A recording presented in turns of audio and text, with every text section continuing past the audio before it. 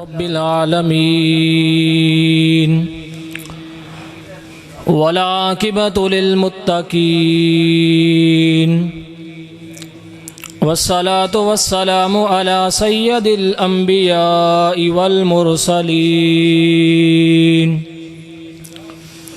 वअला आलिहि व अस्हाबिहि व औलियाइहि व आलि सुन्नतिहि अजमईन। अम्मा बाद फ़अऊज़ु बिल्लाहि मिनश शैतानिर रजीम। बिस्मिल्लाहिर रहमानिर रहीम। वक़दा रब्बुका अल्ला ताअबुदू इल्ला इय्याहु व बिल वालिदैनि इहसाना। सदक़ल्लाहु मौलानल अज़ीम व बल्लगना रसूलुहुन नबियुल करीमुल अमीनुर रऊफ़ुर रहीम। व नहनु अला ज़ालिका लमिनश शाहिदीन वश्शाकिरीन वल्हम्दुलिल्लाहि रब्बिल आलमीन। इन्नल्लाह व मलाइकतहु युसल्लूना अलन नबी या अय्युहल्लज़ीना आमनू सल्लू अलैहि व सल्लिमू तस्लीमा। तमामी हज़रात मोहब्बत शौक़ नाल दुरूद पाक। अस्सलातु वस्सलामु अलैका या सय्यदी या रसूल अल्लाह व अला आलिका व सहाबिका या सय्यदी या हबीब अल्लाह। अस्सलातु वस्सलामु अलैका या रहमतल लिल आलमीन व अला आलिका व सहाबिका या सय्यदी या खातमन नबिय्यीन। इलाही मैं तेरी सना कर रहा हूँ, इलाही मैं तेरी सना कर रहा हूँ, दरे पंज तन पे सदा कर रहा हूँ। सुभान अल्लाह। तू मौला है मेरा, मेरी लाज रखना। तू मौला है मेरा, मेरी लाज रखना। तेरे ही नाम से इब्तिदा कर रहा हूँ। सुभान अल्लाह।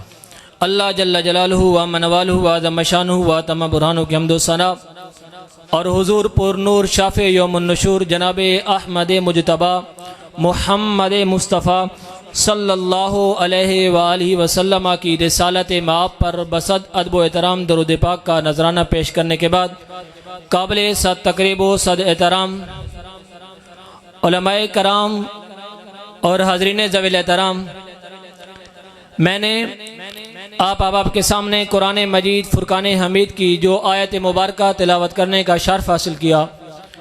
दुआ करता हूँ अल्लाह रब्बुल इज़्ज़त मेरी ज़ुबान पर कलमा हक जारी फरमाकर हम सब को सुन सुनाकर इस पर अमल करने की तौफीक अता फरमाए।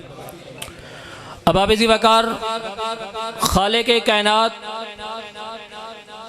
ने कुरान मजीद के अंदर मियाँ और बीवी के हकूक़ भी बयान किए हैं, रिश्तेदारों के हकूक़ भी बयान किए हैं, पड़ोसियों के हकूक़ भी बयान किए हैं, नमाज रोज़े हज ज़कात का भी जिक्र किया है, अपनी इबादत का भी जिक्र किया है।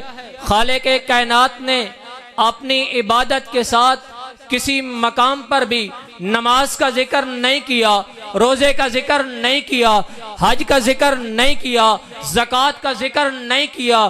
खालिक़ कायनात ने सिर्फ अपनी इबादत के साथ ही साथ अपने वालिदैन के साथ हुस्न सुलूक से पेश आने का जिक्र किया है।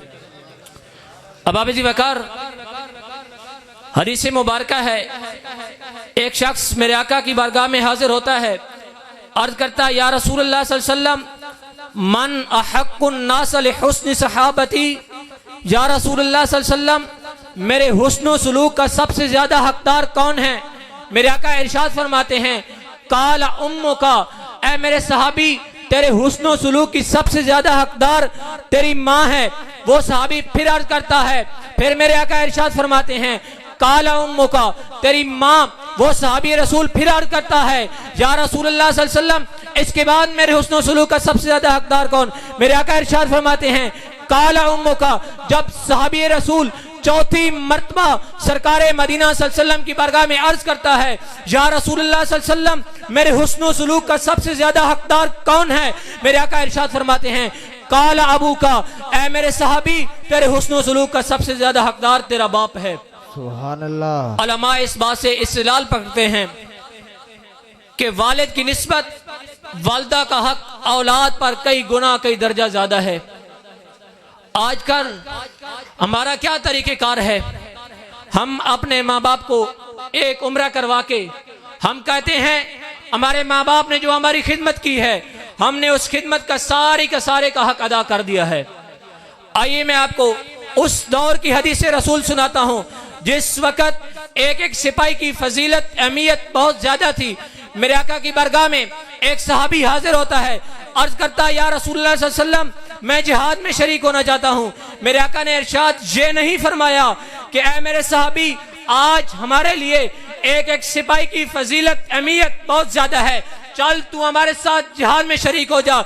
मेरे आका ने इरशाद फरमाया ऐ मेरे सहाबी, ऐ जिहाद में शरीक होने वाले, क्या तेरे माँ बाप जिंदा हैं? उस सहाबी रसूल ने अर्ज की नाम, हाँ या रसूलुल्लाह सल्लल्लाहु अलैहि वसल्लम मेरे वालिदैन जिंदा हैं। मेरे आका ने इरशाद फरमाया फ़अल्ज़िमहा फ़इन्नल जन्नता इंदा रिजलैहा, ऐ मेरे सहाबी तेरे लिए जन्नत तलवारों के साए के नीचे नहीं है बल्कि तेरे लिए जन्नत तेरी माँ के कदमों के नीचे है। जा तू अपनी माँ की खिदमत कर, अल्लाह रब्बुल इज्जत ने तेरे लिए जन्नत तेरी माँ के कदमों के नीचे रख दी है। अब आबिज़ी वकार एक शख्स अपनी माँ को अपने कंधों पर उठाकर बैतुल्लाह शरीफ का हज करवाता है। अपने कंधों पर उठाकर बैतुल्लाह शरीफ का हज 7 मरतबा करवाता है। जिस वक़्त वो 7वीं मरतबा बैतुल्लाह शरीफ का हज करवा के फारिग होता है, उसके ज़हन में ये ख्याल आता है कि मेरी माँ ने जो मेरी खिदमत की है अब मैंने उसकी खिदमत का सारा हक अदा कर दिया है। आजकल जो लोग कहते हैं ना कि एक उम्रा करा के हम अपने माँ बाप की खिदमत का सारा हक अदा कर, ये उनके लिए लम्हा फक्रिया है।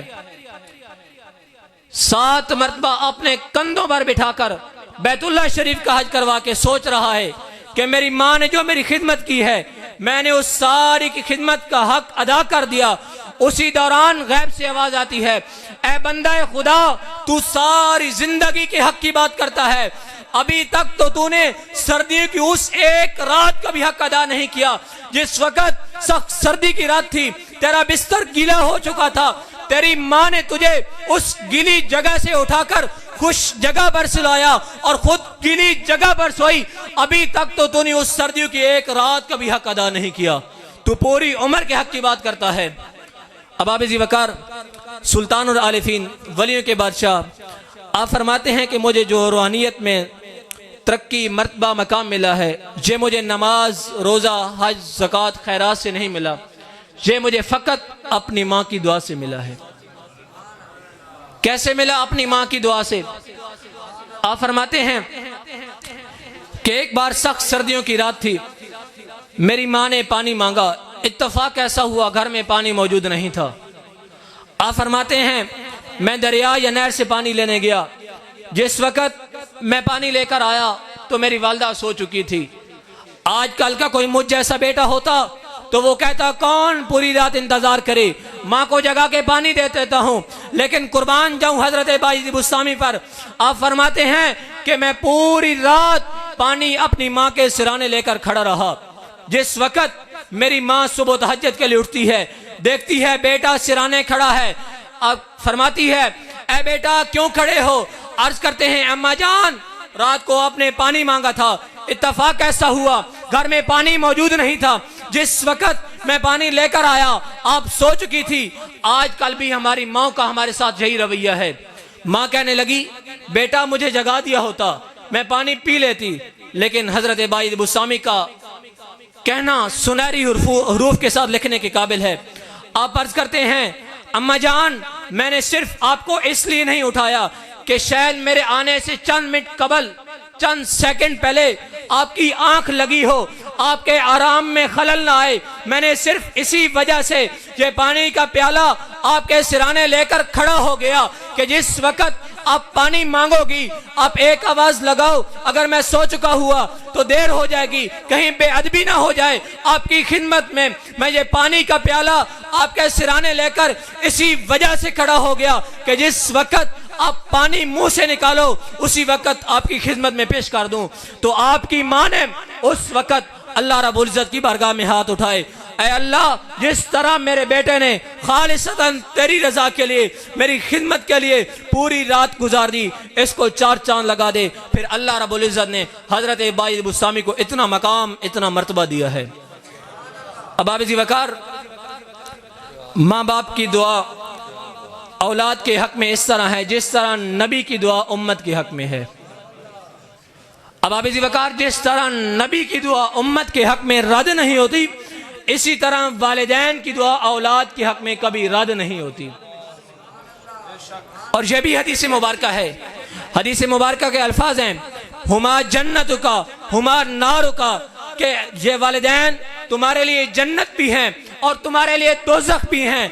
जन्नत तो है, ठीक है, इनकी खिदमत करो, इनके साथ हुस्ने सुलूक करो, तो फिर जन्नत। दोज़ख कैसे? दोज़ख यूं होगी कि जब आपको आपके वालिदैन किसी काम का हुक्म दें, किसी अमर पर आमेदा करें, आप उनकी बात न मानो, ये सबब उनकी नाफरमानी ये आपको जहन्नम का सबब बन सकती है। अब आप वकार हदीस मुबारक है हजरत अबू हुरैरा से, अन अबी हुरैरा रज़ियल्लाहु अन्हु काल काल रसूलुल्लाह सल्लल्लाहु अलैहि वसल्लम मन ज़ार कब्री अबवैहि औ अहदिहिमा फी कुल्ली यौमिन जुमअतिन मर्रतन गफर लहू लहू व कतिब बर्रन। हजरत अबू हुरैरा से रवायत है, अर्ज करते हैं कि आका अलैहिस्सलातु वस्सलाम ने इरशाद फरमाया कि जिस बंदे के माँ बाप दोनों या एक फौत हो गए, वो जुम्मे के दिन अपने माँ बाप की कब्र पर जाकर उनके लिए दुआ मगफिरत करे, अल्लाह रब्बुल इज्जत उस बंदे के गुनाहों को मिटाकर उस बंदे को नेकोकारों की लिस्ट में दाखिल कर देगा। अल्लाह रब्बुल इज्जत की बारगाह में दुआ है कि हमें अपने वालिदैन के साथ अदब व एहतराम से पेश आने की तौफीक अता फरमाए। वमा अलैना इल्लल बलागुल मुबीन।